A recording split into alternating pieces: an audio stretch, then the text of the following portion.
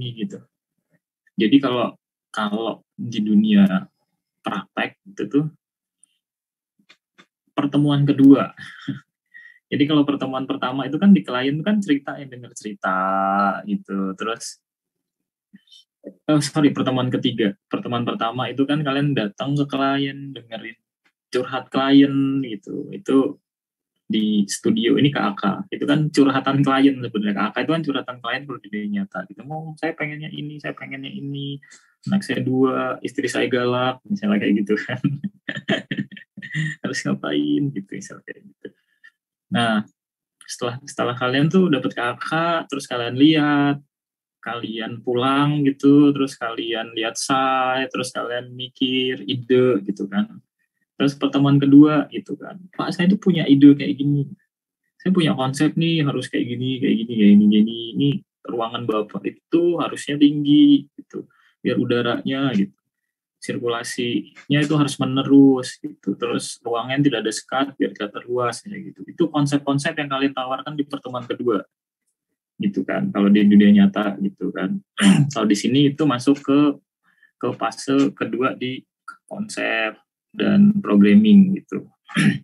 Uang dan nah setelah itu kan, setelah kalian deal, idenya ini keren nih gitu, konsepnya keren, oke kalian pulang lagi terus kalian itu coba sketsa kan dari ide yang tadi cerita, mungkin pakai contoh, Pak, pakai mood board gitu untuk kasih tahu kliennya, terus kalian harus ngepasin sama site secara real. Tapi baru skematik kan, karena kalian belum tanda tangan kontrak untuk dibayar kan. Tanda tangan kontrak untuk dibayar tuh masih skematik ide gitu untuk menyamakan visi dulu. Apakah bentuknya yang kalian cerita dengan yang ditangkap klien itu sama? Itu kan adanya di transformasi desain kan. Jangan-jangan kalian tuh cerita, kalian cerita apa, kliennya nangkepnya apa, kan bisa juga kan, banyak banget kan gitu. Jadi kita ngomonginnya, Pak ini bulat, tapi dia mikirnya itu kita ngomongnya apel, ternyata dia mikirnya itu adalah apa ya, kalau yang bulat tomat gitu, sama-sama bulat tapi beda persepsi, sama-sama bulat tapi satunya apel satunya tomat gitu. Itu sering banget terjadi, jadi beda persepsi antara si klien dengan si desainer. Nah jembatannya itu adalah untuk menyamakan persepsi, itu adalah transformasi desain. Jadi yang kalian maksud tomat, yang kalian maksud apel itu bentuknya tuh kayak gini dengan ciri khas kayak gini, dengan sketsa atau udah digambar komputer. Oh saya kira tomat, ternyata bentuknya apel gitu kan gitu. Nah gambaran sederhananya tuh kayak gitu di transformasi desain gitu, yang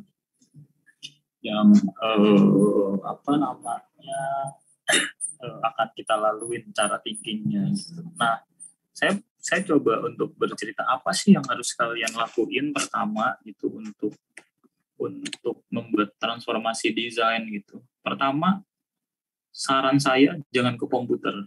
It's rule number 1. Saat kalian tuh transformasi desain, kalian nggak boleh memulainya dari komputer gitu. Kalian nggak boleh menghadap komputer terus buka SketchUp terus kalian ngotak-ngatik gitu. Itu jangan dulu gitu. Nanti kalau udah dapat ide matangnya baru kalian transformasi. Jadi komputer itu tuh untuk membantu membuat visual yang bagus gitu. Karena kalau langsung komputer biasanya mentok.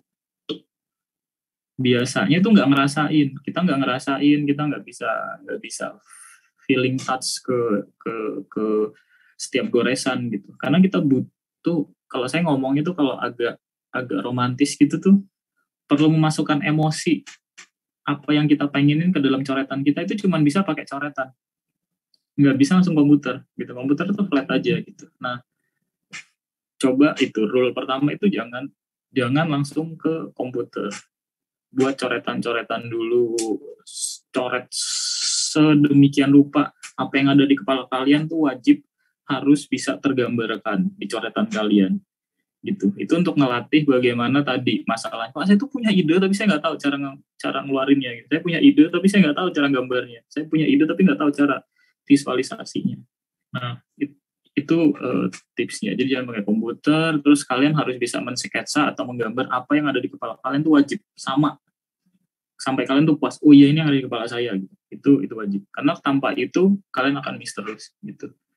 Nah, tips kedua mulai coret-coret. Nah, kita akan ngomong coret-coretnya nih gitu. Saya coba share whiteboard-nya ya. Apa sih yang harus saya lakukan gitu.